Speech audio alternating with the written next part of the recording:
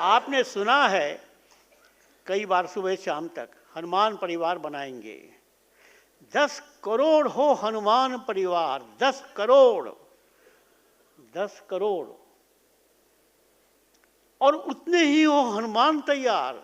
10 करोड़ परिवार के 10 करोड़ युवा जिस दिन हनुमान बन जाएंगे, किसकी हिम्मत है हमारी खेती को चुरा लेगा, किसान को सेकंड क्लास का सिटीजन बना देगा, हमारी खेती में ट्रैक्टर चलाएगा, हमको अंग्रेजी पढ़ाकर काले अंग्रेज बनाएगा। किसकी हिम्मत है जो हमारे सनातन धर्म के लिए कुछ भी बोलेगा? रोज अखबार में निकलता है, उनको लगता है कि हिंदू समाज बहुत शांत है। शांत नहीं है। गीता पढ़ रहा है, अभी पहला अध्याय से शुरू हुआ है, 18वां अध्याय आने दो, तब समझ में आ जाए कि अर्जुन की बाण में कितनी ताकत है, कितने कौरवों के समर्थन में सब राजा थे और पांडवों के समर्थन में सब वनवासी थे। सोचो, उनके वनवास काल में अर्जुन गया मणिपुर, विवाह से किया। ये दुर्योधन नहीं, भीम गया असम, और स्वयं कृष्ण गए अरुणाचल। किस लिए गए थे? विवाह कराने के लिए। अरे वो विवाह के माध्यम से पूरे समाज को जोड़ने के लिए।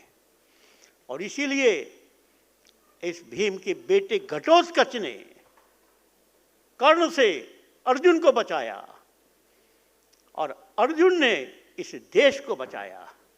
ये घटोत्कच की सेना यही राम जी की सेना है, यही इस देश का कल्याण करेगी।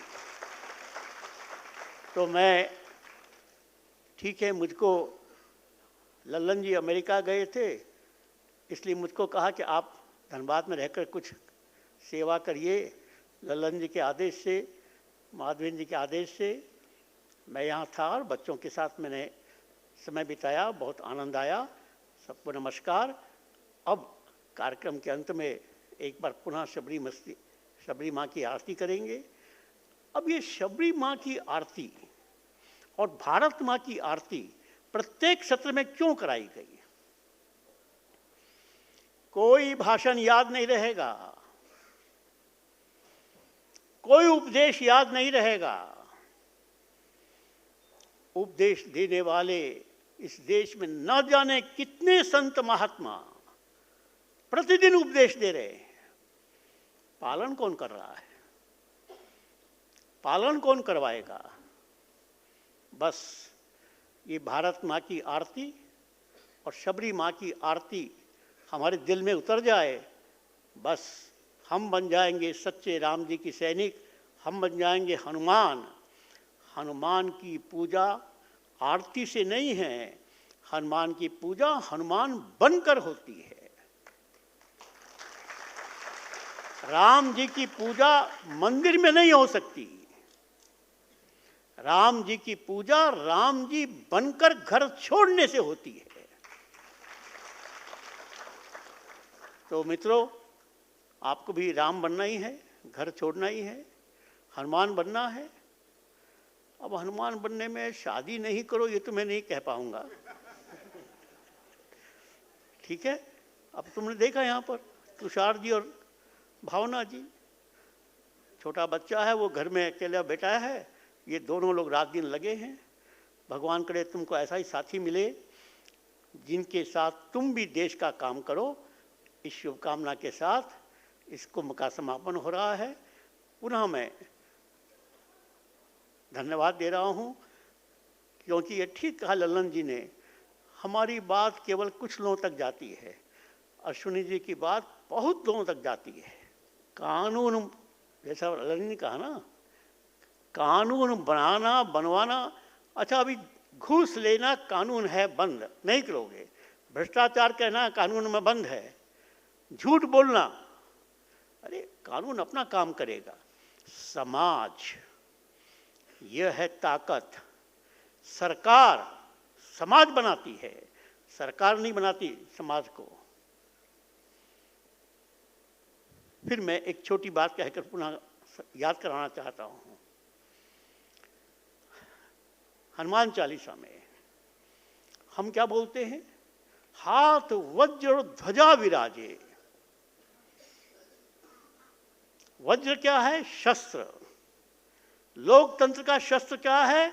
Vote bank.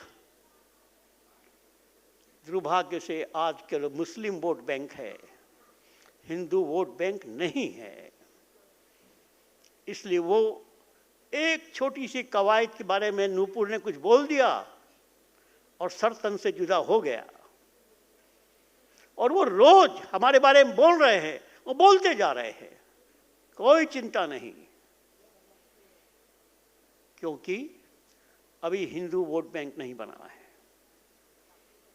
इसलिए हमको अपमानित होना पड़ेगा। अभी हिंदू वोट बैंक कैसे बनेगा? कौन बनाएगा?